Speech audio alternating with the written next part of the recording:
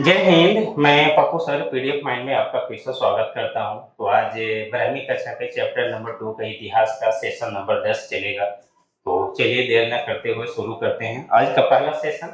आप लोगों के साथ जुड़े रहेंगे, आप लोग इस चैनल के साथ हमारे साथ जुड़े रहिए और देखते रहिए पीडीएफ माइंड यूट्यूब चैनल।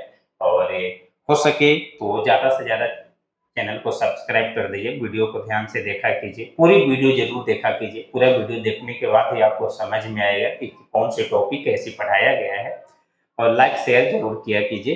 तो चलिए देर न करते हुए आज का पहला सेशन हम स्टार्ट करते हैं। आज का पहला सेशन रहेगा हम लोग का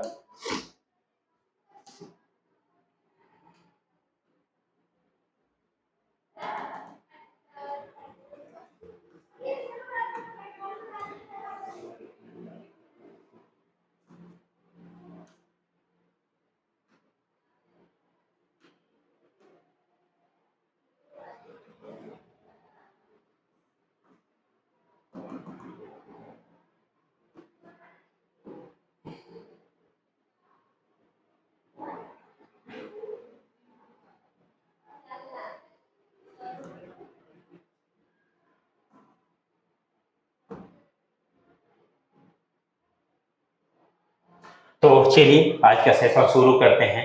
पिछले वाली क्लास में हमने चंद्रगुप्त मौर्य के बारे में पढ़ लिया था, मौर्य शासक के बारे में पढ़ लिया था, मौर्य स्थापत्य कला के बारे में हमने पढ़ लिया था। तो चलिए देर न करते हुए आज का शुरू करते हैं। शक, ये शक क्या है? तो जैसे मान लीजिए कि जैसे मौर्य थे ना, जैसे मौर्य थे, जैसे नंद वंश के शासक थे, जैसे कुषाण वंश के शासक थे, उसी प्रकार उस एक शक भी था जो भारत में आने वाला विदेशियों में से अगर कह सकते हैं तो एक शक भी था। शक थे कौन? शक भी एक जाति के लोग थे, शक भी एक वंश के लोग थे जो हमारे देश में विदेशों से आए थे। और विदेश से आने के बाद सॉरी, शक जो है वो विदेशों से आए थे। उस शक के बारे में अगर जानने के उत्सुक हैं तो चलिए शक के बारे में जानते हैं। शक एक प्रकार के, जैसे भारत में जैसे मौर्य थे, जैसे नंद थे, जैसे कुषाण वंश थे, उसी प्रकार से भारत में शक का भी आगमन हुआ था। शक का जो आगमन हुआ था तो शक जो है विदेशों से जब भारत आए तो शक एक, जब भारत में जब प्रवेश किए तो शक को कहा गया कि शक घुमंतु भोटिया की तरह काम रहते हैं। घुमंतु भोटिया के मतलब होता है कि लोग एक स्थान पर नहीं रह सकता है। शक जो हैं जब भारत में आए तो घुमंतु भोटिया के नाम से जाना गया, यानी कि इसको कहा गया कि ये लोग कहीं एक स्थान पर अपना निवास नहीं बना सकते हैं, एक जगह से दूसरे जगह पर चलते रहते हैं। जैसे हमारे देश में एक बड़ा एक अच्छा राज्य है, उस राज्य का नाम है राजस्थान। राजस्थान में जो आदिवासी जनजाति हैं, आदिवासी या जनजाति लोग हैं, वो उनका अपना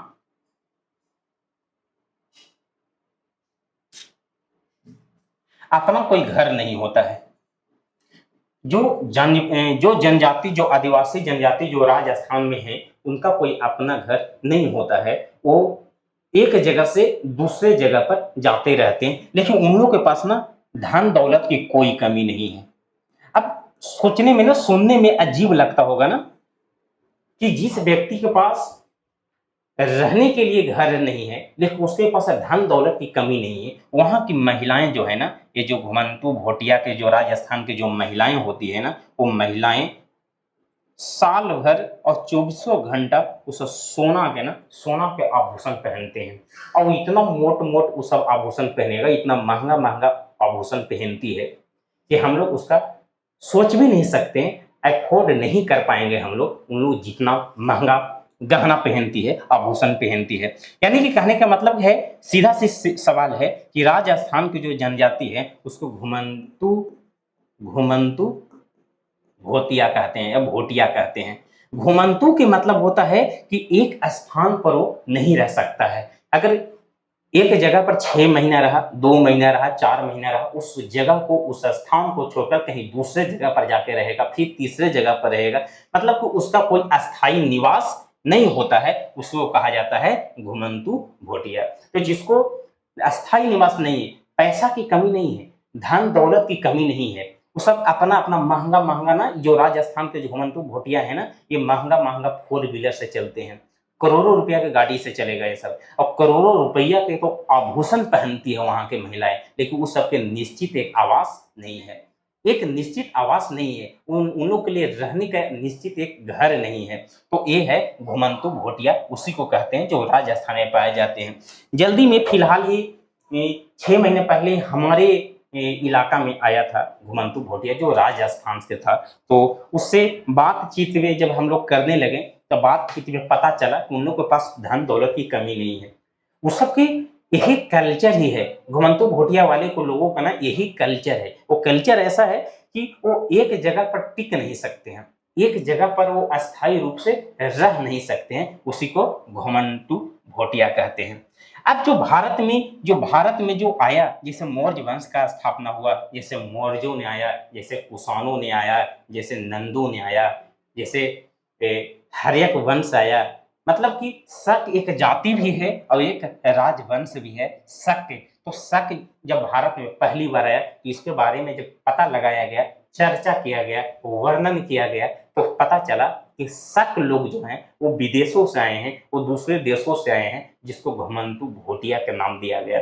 घुमंतू भोटिया के कहने का मतलब देख लीजिए कि शक एक घुमंतू जाति के लोग थे।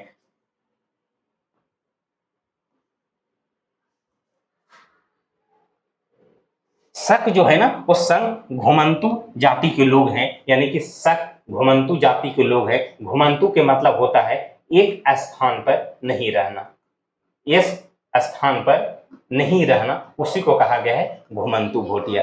घुमंतू के मतलब होता है घूमते रहना, घुमंतू के मतलब क्या होगा, घूमते रहना। घुमंतू का अर्थ ही होता है घूमते रहना, घूमते रहना, मतलब कि एक स्थान पर नहीं रह सकता है। वहां चलो, एक स्थान पर जो नहीं रहते हैं उसी को घुमंतू कहा गया है। अब एक कौन थे, ये शक थे। जब शक आया तो शक को वर्णन के बाद पता चला कि शक लोग जो हैं, शक जाति के जो लोग हैं, वो एक जगह पर अस्थायी रूप से निवास नहीं करते हैं। अगला कहता है कि शक जाति को यूची नाम की दूसरी घुमंतू जाति ने उनकी मातृभूमि से भगा दिया था। अब सबसे जरूरी चीज क्या है, अब समझिए ध्यान से। जहां से ये सब आए थे ना घुमंतू, जहां से शक आए थे, वहां पर एक ना यूची यूची नाम का एक जाति रहता था, यूची जाति, जो शक जाति से ज्यादा ताकतवर था, शक जाति से ज्यादा पावरफुल था।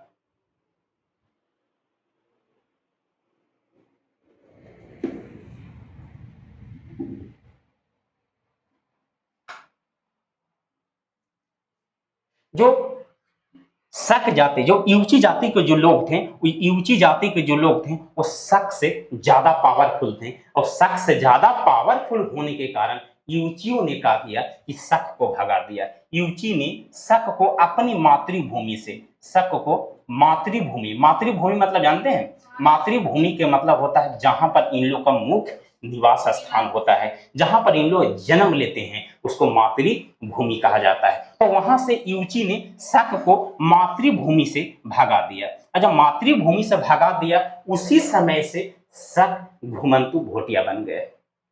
कहने का मतलब है कि जो अपने निवास स्थान से, अपने जगह पर से जब उसको भगा दिया गया, तो लोग ना घूम घूमता जीवन बिताने लगे। एक जगह पर अस्थायी रूप से उन लोग ज्यादा समय तक नहीं टिक सकता है, क्योंकि जो उनका मातृभूमि था, जहां पर उसका जन्म हुआ था, जहां पर वो निवास करते थे, वहां से यूची जाति का लोगों ने, कौन जाति, यूची, यूची जाति के लोगों ने उन्हें वहां से भगा दिया। तब से शक जाति को घुमंतू भोटिया, मैंने घुमंतू के जगह मतलब एक जगह पर नहीं, घूमते रहना, घूमते रहता था, ये सब ऐसे जीवन बिताने लगा। ठंडा गर्मी बरसात हो, किसी भी मौसम में, किसी भी हालात में सब एक जगह पर अस्थायी रूप से नहीं रह सकता है। घुमंतू भोटिया लोग आभूषण का बड़ा शौकीन होते हैं, आभूषण बहुत महंगे महंगे ये सब पहनते हैं। आगे कि शकों ने सिंधु क्षेत्र को अपनी शक्ति का मुख्य केंद्र बनाया। और शक्ति केंद्र के, जैसे मान लो कि सिंधु क्षेत्र कौन है, ये भारत का नक्शा है, तो सिंधु जो है एक पाकिस्तान है, पाकिस्तान की इधर से सिंधु नदी बहती है। तो शक ने जब भारत में भी जब प्रवेश किया, तो सबसे पहले सिंधु नदी के किनारे वाला क्षेत्र, सिंधु नदी के किनारे वाला क्षेत्र पर अपना अधिकार में लाया। कहा कि सिंधु नदी के क्षेत्र जो है बड़ा उपजाऊ है, यहाँ का खनिज पदार्थ यहाँ की भूमि पर ज्यादा है, सबसे पहले सिंधु नदी के क्षेत्र वाले ऊपर अपना कब्जा जमाना है। तो शकों ने सिंधु क्षेत्रों का अपनी शक्ति का मुख्य केंद्र बनाया और सबसे पहले सिंधु नदी के क्षेत्र वाले इलाकों पर अपना अधिकार जमाया। कहता है कि इसके बाद शकों ने भारत के कई भागों पर अधिकार कर लिया, जैसे पंजाब में किया, उज्जैनी में किया, कठियावाड़ में किया, मथुरा में किया, सौराष्ट्र में किया। ऐसे बहुत सारे भारत में ऐसे बहुत सारे राज हुए, ऐसे बहुत सारे क्षेत्र हुए जहां शकों ने सबसे पहले आकर अपना अधिकार जमाया। अब बताओ, हम कह रहे हैं कि शकों ने सबसे पहले अपना अधिकार कहां बनाया? तो सिंधु क्षेत्र में बनाया। सिंधु क्षेत्र कहने का मतलब क्या हुआ कि सिंधु नदी के किनारे वाले इलाकों को जीता और धीरे धीरे सभी पर कब्जा किया। पंजाब पर किया, उज्जैनी पर किया, कठियावाड़ पर किया, मथुरा पर किया, सौराष्ट्र, ये सौराष्ट्र जो है गुजरात में है, गुजरात वाले क्षेत्र को भी जीत लिया। आगे कहता है कि शकों ने शासन चलाने के लिए छत्रप प्रणाली लागू किया। छत्रप प्रणाली लागू एक नियम कानून के साथ लड़ाई लड़ना ये सब शुरू किया था। चलिए आगे चलते हैं।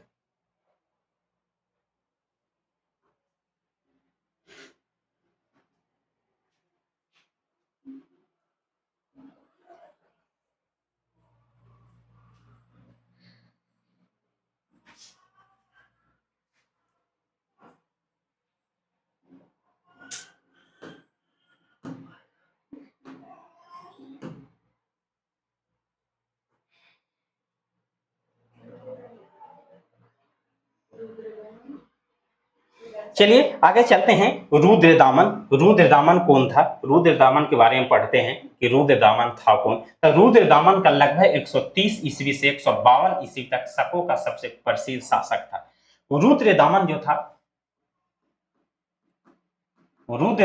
था वो शकों का सबसे प्रतापी राजा था, सबसे प्रतापी और सबसे शक्तिशाली राजा था। और जो रुद्रदामन जो है इसका कार्यकाल 130 से 152 ईस्वी तक शासन, लगभग 22 सालों तक शासन किया था। कौन किया? रुद्रदामन। कहता है कि इसका गिरनार अभिलेख बहुत प्रसिद्ध है। गिरनार अभिलेख को ही कहा था जूनागढ़ अभिलेख, जो कहाँ है? गुजरात में है।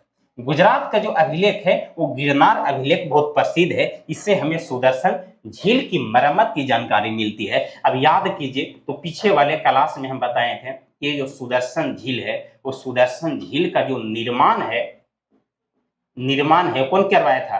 चंद्रगुप्त मौर्य ने करवाया था।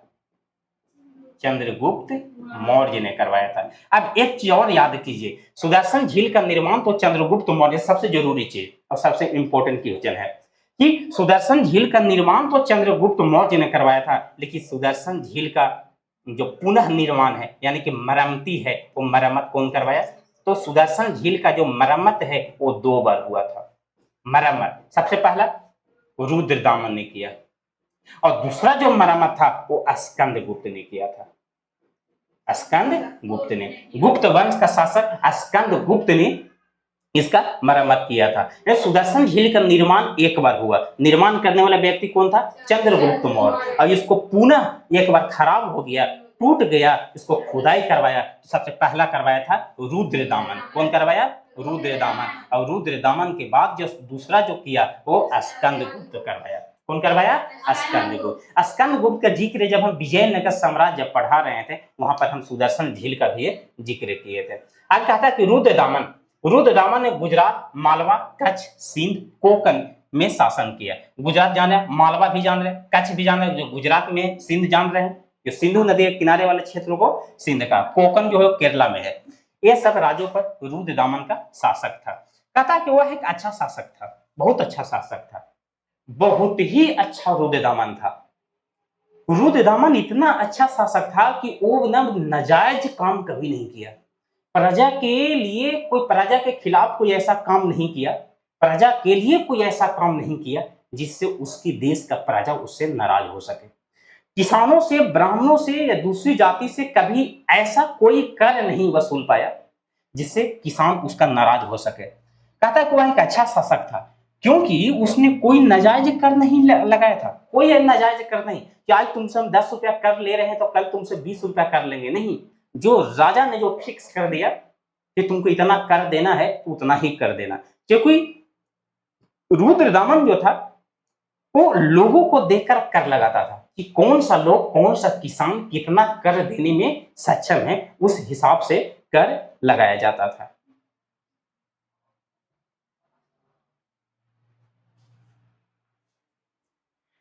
आगे कहता है कि गलत तरीकों से धन कभी नहीं कमाया।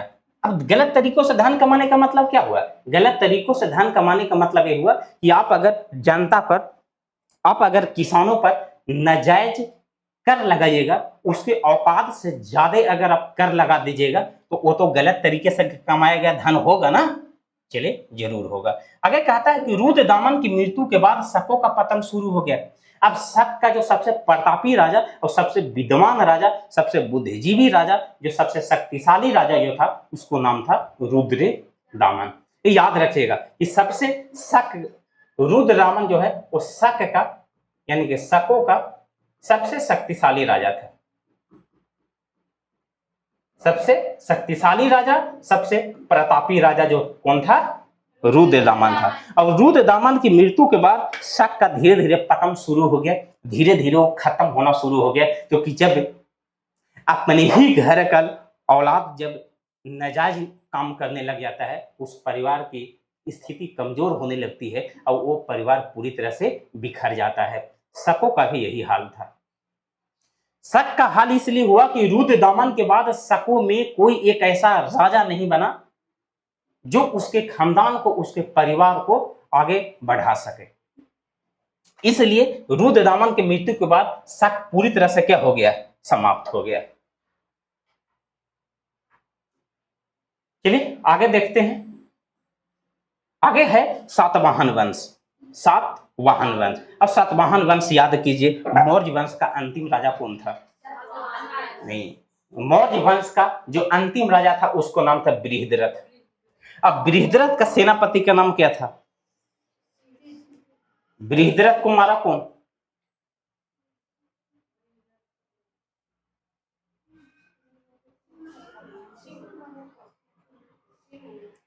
पुष्यमित्र शुंग। मौर्य वंश का जो अंतिम राजा था उसको नाम था बृहद्रथ। क्या नाम था? बृहद्रथ। अब बृहद्रथ का जो सेनापति था उसको नाम था पुष्यमित्र शुंग। कौन था? पुष्यमित्र शुंग। अब पुष्यमित्र शुंग ने किसको हत्या किया? बृहद्रथ को। अब एक नया राजवंश बनाया जिसको कहा गया शुंग वंश। क्या कहा गया? शुंग वंश। और शुंग वंश का अंतिम राजा कौन था? सुशर्मा। कौन था? सुशर्मा। और सुशर्मा का सेनापति का नाम क्या था? सिमुक। और सिमुक नहीं, सॉरी, सुशर्मा का नाम था ना कनब। शुंग वंश का जो अंतिम शुंग वंश का जो सेनापति था, अंतिम सेनापति, उसको नाम था कनब। और कनब ने किसको मारा? शुंग वंश के अंतिम राजा को। और फिर कौन वंश का स्थापना किया? कनब वंश का। अब कनब वंश का अंतिम राजा कौन था? सुशर्मा। कौन था? सुशर्मा। और सुशर्मा के सेनापति का नाम क्या था? सुशर्मा के सेनापति का नाम था सिमुक। क्या नाम था? सिमुक। और सिमुक ने किसको हत्या किया? सुशर्मा को। और सिमुक एक नया राजवंश बनाया जिसको कहा गया सातवाहन वंश। ये हम लोग पढ़ चुके थे पिछले वाले क्लास में। तो चलिए आज पढ़ते हैं सातवाहन वंश। ये था मौर्य वंश से किस प्रकार से, कैसे कैसे सातवाहन वंश तक इतिहास चला, इसके बारे में पीछे वाले वीडियो में, कई वीडियो में इसका जिक्र कर चुके हैं। तो चलिए आज शुरू करते हैं। पहला कहता है कि सातवाहन विदेशी नहीं बल्कि भारतीय शासक थे। अब मौर्य वंश के बाद कई वैसे शासक हुए, वंश आया जो कोई विदेशी भी था, लेकिन सातवाहन वंश पूरी तरह से कहाँ के रहने वाला था? भारतीय था। ये पूरी तरह से भारतीय था। सातवाहन विदेशी नहीं बल्कि भारतीय शासक थे। कहता कि कनव वंश के अंतिम शासक सुशर्मा को हराकर सिमुक ने क्या किया? 60 ईसा पूर्व में इस वंश की स्थापना किया। कनव वंश के अंतिम शासक सुशर्मा, सुशर्मा के सेनापति सिमुक, तो सिमुक ने सुशर्मा को हत्या किया और सातवाहन वंश का स्थापना कर दिया।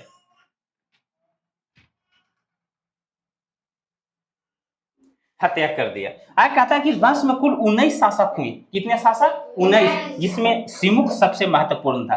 यानी कि सातवाहन वंश सबसे शक्तिशाली राजवंशों में से एक तो था, लेकिन सातवाहन वंश में टोटल जो राजा हुए कितने राजा हुए? 19। लेकिन 19 में से 18 जो है, 18 को हम नालायक ही कह सकते हैं कि नालायक ही था, क्योंकि कोई काम नहीं करता था, कोई ढंग, इसका इतिहास में उस तरीके से कोई जिक्र नहीं है जितना सिमुक के बारे में जानकारी मिलता है।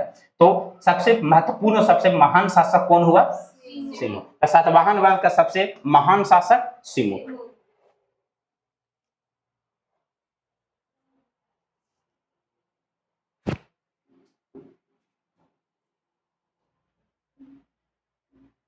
चलिए आगे चलते हैं। राज का क्षेत्र, ये राज का क्षेत्र क्या कहता है? राज का क्षेत्र कहता है कि जब सातवाहन वंश चला तो सातवाहन वंश का राज क्षेत्र कहां से कहां तक फैला हुआ था? तो सातवाहन वंश जो है ना, गोदावरी और कृष्णा नदियों के बीच एक गोदावरी नदी है और एक कौन है? कृष्णा नदी। तो कृष्णा नदी जो है ना, वो आंध्रा से कर्नाटक का जाती है। कहां तक जाती है? आंध्रा से कर्नाटक तक। अब ये जो गोदावरी है ये आंध्र प्रदेश में बहती है। क्या बहती? कहां? आंध्र प्रदेश में। तो आंध्र प्रदेश और गोदावरी के वाला क्षेत्र जो है ना, ये वाला जो क्षेत्र है ना, वो सातवाहन वंश के कब्जे में था। आप जानते हैं इस सातवाहन वंश को क्या कहा गया? ध्यान से समझिएगा, ये बड़ा इंपॉर्टेंट है। सातवाहन वंश को ना आंध्र सातवाहन भी कहा गया। ध्यान से समझिएगा, आंध्र सातवाहन कहा गया। आंध्र सातवाहन, सातवाहन वंश को आंध्र सातवाहन कहा गया। और आंध्र सातवाहन कहने के पीछे का रीजन ये था कि आंध्र प्रदेश और कर्नाटक के बीच में दो नदियां, सॉरी, एक गोदावरी नदी है और एक कौन नदी है? कृष्णा नदी। तो कृष्णा और गोदावरी नदी के बीच वाले क्षेत्र जो था ना, वो सातवाहन वंश के कब्जे में था। ज्यादातर इलाका जो था ना, वो आंध्र प्रदेश वाला में था। किधर था? आंध्र प्रदेश में। इसलिए सातवाहन वंश का कब्जा आंध्र प्रदेश वाले इलाका में ज्यादा रहा। इस चलते इस राजवंश को सातवाहन वंश के जगह पर कौन सा वंश कहा गया? आंध्र सातवाहन। और ध्यान से सुनिएगा, और जिस एरिया में सातवाहन वंश का ज्यादा अधिकार था उस वाले क्षेत्र को आंध्र सातवाहन कहा गया और उस राजवंश को आंध्र सातवाहन भी कहा गया। क्योंकि पहले कौन था? सातवाहन वंश। आंध्र वाले इलाका में ज्यादा अधिकार जमाने के कारण इसको क्या कहा गया? आंध्र सातवाहन कहा गया। और सबसे जरूरी चीज, जिस क्षेत्र में सबसे ज्यादा अधिकार करके सातवाहन वंश रखा था, वो वाले इलाका को एक नया नाम दिया था जो आज के वर्तमान में आंध्र प्रदेश के नाम से जाना जाता है। जो भारत के 28 राज्यों 29 राज्यों में से एक जो प्रमुख राज्य है जिसको कहा जाता है आंध्र प्रदेश। तो आंध्र प्रदेश बसाने का जो अधिकार है, बसाने का जो मतलब कि आंध्र प्रदेश जो बसाया था वो कौन बसाया था? सातवाहन वंश। ये बड़ा इंपॉर्टेंट क्वेश्चन है कि सातवाहन वंश को और किस नाम से जाना जाता है? तो आंध्र सातवाहन। और यही आंध्र सातवाहन के चलते वो वाले इलाकों को क्या कह दिया गया? आंध्र प्रदेश। तो आंध्र प्रदेश उसको एक नया नाम दिया गया था। आगे कहता है कि इस क्षेत्र आज का आंध्र प्रदेश है। हाँ, जहां पर सातवाहन राजवंश, जिस इलाका में सातवाहन राजवंश का शासन चलता था, वो वाले क्षेत्र आज के वर्तमान में आंध्र प्रदेश के नाम से जाना जाता है। अब आंध्र प्रदेश की राजधानी अभी कहां है पता है? आंध्र प्रदेश की राजधानी जो है अभी के फिलहाल में अमरावती है। अमरावती। पहले आंध्र प्रदेश की राजधानी जो था कहां था? हैदराबाद था। तो आंध्र प्रदेश से एक नया राज्य टूट कर अलग बना जिसको नाम है तेलंगाना। तेलंगाना। और तेलंगाना की जो राजधानी है उसको कर दिया गया हैदराबाद। हैदराबाद कर दिया गया। हाँ, 2014 में बना था। आगे है कि इसलिए इन्हें आंध्र सातवाहन भी कहा जाता है। सातवाहन वंश को क्या कहा गया? आंध्र सातवाहन भी कहा गया। चलिए आगे चलते हैं। 6 मिनट का वीडियो है। 24।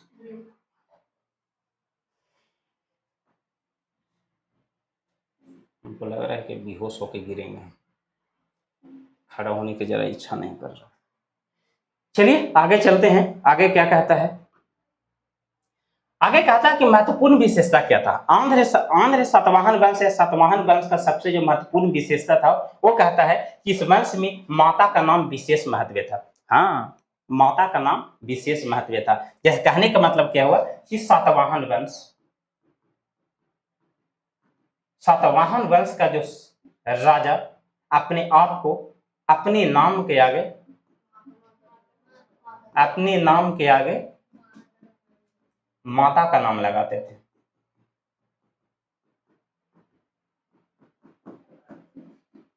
माता का नाम लगाते थे। अब कहने का मतलब क्या कि पहले ये कहा जा सकता था कि पहले का जो समाज था ना, मातृ सतात्मक था। पिता को उतना वैल्यू नहीं दिया जाता था, पिता के नाम उतना जिक्र नहीं किया जाता था जितना माता का। यानी कि कहने का मतलब कि सातवाहन वंश का जितना भी राजा हुआ वो सभी राजा अपने नाम के आगे माता का नाम लगाते थे। तो इसलिए हम कह सकते हैं कि उस समय का समाज जो था कैसा था, मातृ सतात्मक था। माता को पिता से ज्यादा महत्व दिया जाता था। कहता है कि इस वंश में माता का नाम विशेष महत्व था। सातवाहन वंश के राजा अपने आप नाम के आगे अपने माता का नाम लगाते थे, इसलिए सातवाहन वंश के शासकों ने नाम के आगे माता का नाम लगाते थे। चलिए आगे चलते हैं।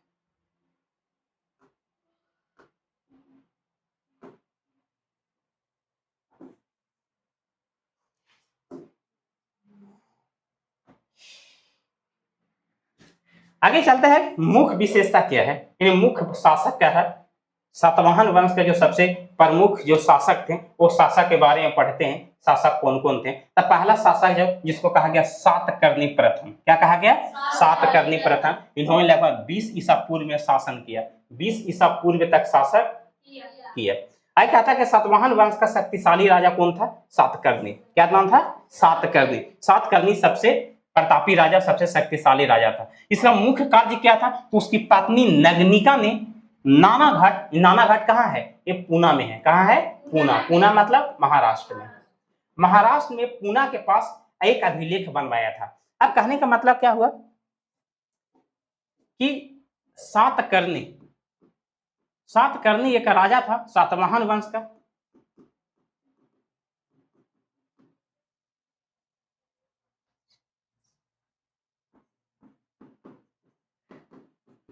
सातवाहन वंश के जो राजा था उस राजा का नाम क्या था, सातकर्णी प्रथम। सातकर्णी प्रथम के पत्नी का नाम नगनिका था। क्या नाम था, नगनिका। और नगनिका ने नानाघाट में, नानाघाट कहाँ है, ये पूना में। पूना बोले तो महाराष्ट्र। नानाघाट में एक अभिलेख लिखवाया। उसकी पत्नी ने, सातकर्णी की पत्नी नगनिका ने सातकर्णी के बारे में एक अभिलेख लिखवाया जो कहाँ है, नानाघाट, जो पूना में है। नानाघाट अभिलेख से जानकारी मिलती है कि इसने 2 अश्वमेध यज्ञ किया था। क्या अश्वमेध, अश्वमेध। अश्वमेध यज्ञ में क्या होता था कि अश्वमेध करने के बाद घोड़ा को पूजा किया जाता था। घोड़ा को सोना से, आभूषण से सजाया जाता था और उसको खुले मैदान में छोड़ दिया जाता था। अश्वमेध का घोड़ा जिस जिस भी इलाका में, जिस जिस क्षेत्र में जहां जहां जाता था वो क्षेत्र उस राजा को हो जाता था जो घोड़ा को छोड़ दिया है। और अगर कोई दूसरे देश का राजा, दूसरे राज्य का राजा अगर उस घोड़ा को पकड़ना चाहता था तब पकड़ने के बाद उस राजा से युद्ध करना पड़ता था। तो इसी को अश्वमेध यज्ञ कहा जाता है। दान दक्षिणा का वर्णन मिलता है। अब सातकर्णी बहुत दान दक्षिणा करता था, बहुत लोगों गरीबों में बहुत दान करता था। उसने बरार और मध्य प्रदेश पर विजय प्राप्त किया। जो मध्य प्रदेश और बरार पर अभी तक कोई राजा ने उसको जीता नहीं था, उसको जीता सातकर्णी प्रथम ने। चलिए आगे चलते हैं।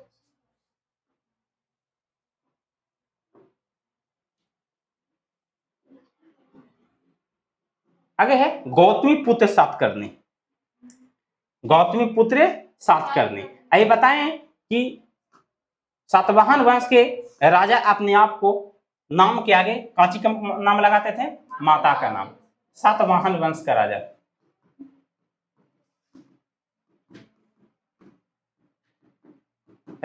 अपने नाम के आगे,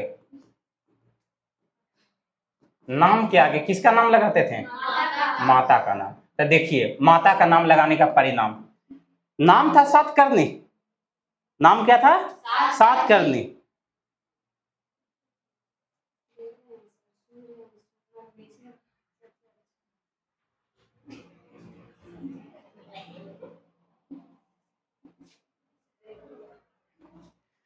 देखो राजा के नाम क्या है, सातकर्णी। इसकी माता के नाम था गौतमी। क्या नाम था, गौतमी। तो गौतमी पुत्र सातकर्णी, गौतमी के बेटा को पुत्र कहा गया और सातकर्णी को सातकर्णी कहा गया। तो सातकर्णी अपने नाम के आगे माता का नाम लगाया है ना। चलिए, गौतमी पुत्र सातकर्णी बहुत महान शासक था। एक सातवाहन वंश के सबसे महान शासकों में से गिना जाता था किसको? सातकर्णी को। लगभग 106 ईसा पूर्व से 130 ईसा पूर्व तक शासन किया।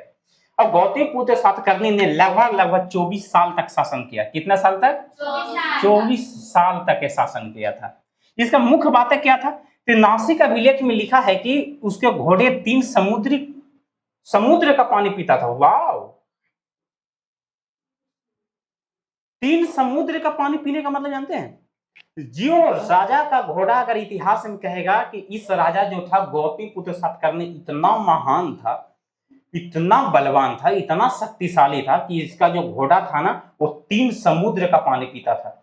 3 समुद्र के पानी पीने का मतलब हो गया कि इसका क्षेत्र बहुत बड़ा था। अब 3 क्षेत्र का पानी पीने का मतलब तो समझिए, तो देखिए, तो भारत का नक्शा अगर देखिए तो पानी इधर है, समुंदर इधर है, समुंदर इधर है, समुंदर, तो आप अनुमान लगा सकते हैं कि इसका इलाका कितना होगा। समझ रहे हैं? अब इसका अंदाजा लगा सकते हैं कि गौतमी पुत्र सातकर्णी का जो क्षेत्र था वो कितना था। इसका अर्थ सीधा सीधी इसका अर्थ होता है कि इसका साम्राज्य बहुत विशाल था, बहुत विशाल। अब 3 समुद्र का पानी पीने का मतलब समझ सकते हैं आप लोग। चलिए आगे है, यज्ञश्री सातकर्णी के बाद सातवाहन वंश का पतन हो गया। अब यज्ञश्री सातकर्णी के बाद सातवाहन वंश का पतन हो गया। अब सभी के सभी राजा, सातवाहन वंश के सभी राजा अपने आप को सातकर्णी कहते थे। क्या कहते थे? सातकर्णी। और सातकर्णी सभी राजा अलग अलग माता से जन्म लिया था, इसलिए सभी का नाम पीछे क्या लगता था? सातकर्णी। और उसके आगे क्या लगता था? माता का नाम। बस दोनों में यही डिफरेंस था। सातवाहन वंश के सभी राजा अपने आप को क्या कहें? सातकर्णी का। क्या कहा? सातकर्णी कहा। और लेकिन सातकर्णी कहा, लेकिन सभी राजा अपने अपने माता के नाम के आगे अपने माता का नाम लगाते थे। तो यज्ञश्री सातकर्णी के बाद सातवाहन वंश का पतन शुरू हो गया।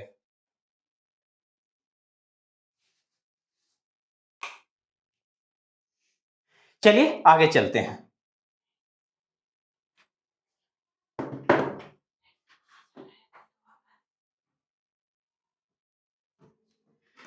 चलिए आज का सेशन यहीं पर समाप्त करते हैं। आज का सेशन, आज का स्लाइड यहीं पर समाप्त करते हैं। तो कैसा लगा आज का क्लास? अगर क्लास अच्छा लगा हो तो वीडियो को अंत तक देखिए, बीच में स्किप नहीं कीजिए, तो आप लोग को नुकसान होगा, अच्छा से समझ नहीं आएगा। तो चलिए आज का वीडियो कैसा लगा कमेंट बॉक्स में बताइए। तब तक के लिए हंसते रहिए, खेलते रहिए, मुस्कुराते रहिए और देखते रहिए मेरे साथ PDF माइंड।